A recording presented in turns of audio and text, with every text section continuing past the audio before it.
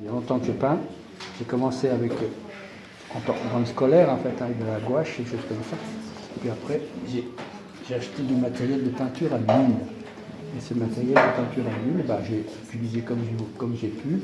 Je n'avais pas de mentor, personne qui m'a montré comment faire.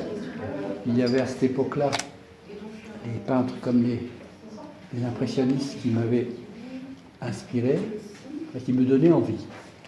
Et notamment un que j'ai toujours aimé, que j'aime toujours, qui s'appelle Manet, Édouard Manet. J'aimais bien sa façon qu'il avait de souligner les lignes et souligner les traits. Alors ce genre de tableau, c'est un peu prétentieux de ma part parce que c'est pas un truc qu'on peint à l'aquarelle, à l'acrylique. C'est quelque chose qu'on doit peindre avec de l'huile. Parce que le peintre Vermeer, il connaissait l'huile, mais il connaissait surtout des pigments que nous ne connaissons pas.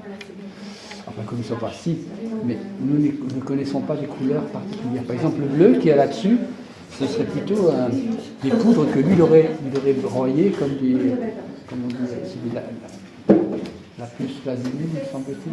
Voilà. Donc il faut retrouver quelque chose qui lui ressemble. Le plus difficile, c'est pas de créer, enfin si, de créer quelque chose d'important et d'intéressant, bien sûr c'est compliqué. Mais je veux dire que de copier la moindre des choses devient compliqué parce que tu ne sais pas par quel chemin le peintre est passé, quelles sont les couleurs qu'il a superposées. Parce que justement, ça c'est du propre de Vermeer. Les peintres modernes travaillent par touche. C'est-à-dire qu'ils veulent faire des contrastes, ils posent une couleur, ils en posent une à côté. Tandis que les peintres anciens, tout ça, ils travaillent par épaisseur. Et toi, qui c'est qui t'a appris? Moi. Et combien de temps? Il y a longtemps que je peins. Mais en même temps, moi je pratique plusieurs choses. En fait, je fais de la musique aussi. Ça m'a pris beaucoup de temps. Et puis quand on est jeune, on n'a pas trop de temps. Parce qu'on occupe trop son temps avec plein de choses. On est un peu boulimique. C'est du moins c'était mon cas à moi. C'est bien que pendant longtemps, je n'ai pas pu avoir, de construire une carrière là au-dessus, que ce soit de la musique ou n'importe quoi, parce que j'ai choisi la voie sage de faire mon boulot, de faire le boulot qui me faisait manger. C'est comme ça, je me suis marié, tout ça. Et j'ai arrêté de peindre à un moment donné. Pendant longtemps, je ne me plaignais plus. Et après, je me suis remis à peindre tout doucement. Et ma femme m'avait dit, comme élément de reprise, il faudrait que par année, tu fasses 5 toiles. Eh bien, il est arrivé que des nouvel an, on les passe à la maison, et pendant la soirée de nouvel an, je faisais les 5 toiles de l'année. C'est là pour dire, j'ai envie de faire quelque chose, mais quelquefois, l'envie manque. C'est pour ça que je suis ici, parce que ça me donne la possibilité de faire. Chez moi, j'ai de la place, je sais, mais c'est comme ça. On a besoin d'être poussé. Alors, autant des personnes peuvent dire que la peinture, ça les calme, autant moi, ça m'énerve. Je vais te dire pourquoi. Parce que, non, c'est pas que ça m'énerve, mais ça me met dans une disposition compliquée. C'est-à-dire que je me surprends à ne plus respirer. Oui, c'est pareil avec la musique. Il y a des moments, il faut que je reprenne mon souffle. Donc ça veut dire par là que la peinture n'est pas reposante. Elle demande un effort, oui. Elle demande un effort.